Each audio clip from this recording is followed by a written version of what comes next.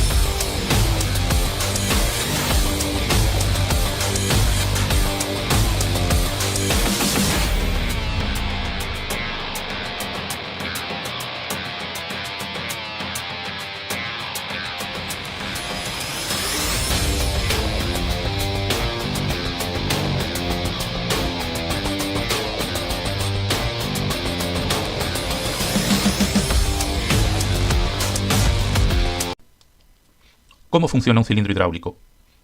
El cilindro hidráulico permite convertir la energía hidráulica en movimiento lineal.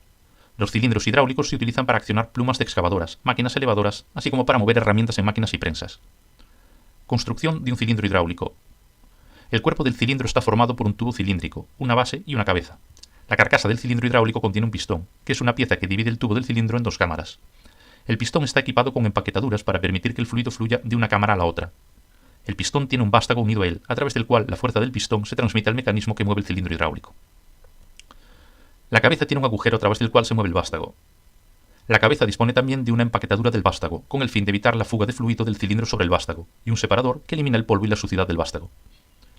Debe haber juntas en los puntos de contacto del tubo del cilindro con la base y la cabeza, de lo contrario, el fluido saldría del cilindro hidráulico. El fluido presurizado fluye hacia la cavidad del cilindro hidráulico y empuja el pistón al que está unido el vástago. En los cilindros hidráulicos de simple efecto, el fluido solo puede actuar en un lado del pistón. En un cilindro con retroceso por resorte, el vástago se puede retraer por el peso de la carga o por la propia fuerza del resorte. Un ejemplo de cilindro hidráulico de simple efecto sería un gato hidráulico. En los cilindros hidráulicos de doble efecto, el fluido puede actuar sobre el pistón desde ambos lados. Si el fluido se suministra a la primera cámara, el pistón se extenderá y el fluido deberá salir de la segunda cámara. Para retraer el vástago, se debe suministrar fluido a la segunda cámara, y el fluido de la segunda cámara debe enviarse al cilindro. Para mover el vástago del cilindro hidráulico es necesario controlar el flujo del fluido. Para ello existe un dispositivo especial, la válvula de control direccional hidráulico. La fuerza desarrollada por un cilindro hidráulico se calcula como el resultado de la presión del fluido por el área sobre la cual actúa el fluido. La velocidad de extensión del vástago estará determinada por el flujo de fluido en el cilindro hidráulico y el volumen de la cámara. Un cilindro hidráulico con un vástago doble tiene dos cavidades idénticas. Los cilindros hidráulicos de doble vástago se utilizan sobre todo en sistemas de conducción. Suelen usarse en los sistemas de dirección asistida de los vehículos y en los engranajes de dirección de los aviones. La carrera del cilindro hidráulico viene determinada por la distancia entre la base y el pistón. Si se requiere una carrera mayor, el cilindro debe ser más largo. Pero, ¿qué se puede hacer si las dimensiones son limitadas? Pues se debe utilizar un cilindro telescópico. Los cilindros hidráulicos de este tipo están construidos según el principio de un telescopio. El vástago del cilindro hidráulico está formado por secciones insertadas unas dentro de otras. Veamos el funcionamiento de un cilindro telescópico de simple efecto. Cuando se suministra el fluido, la sección más grande se extenderá primero. Cuando la primera sección alcanza la posición final, la segunda sección se extiende, y así sucesivamente.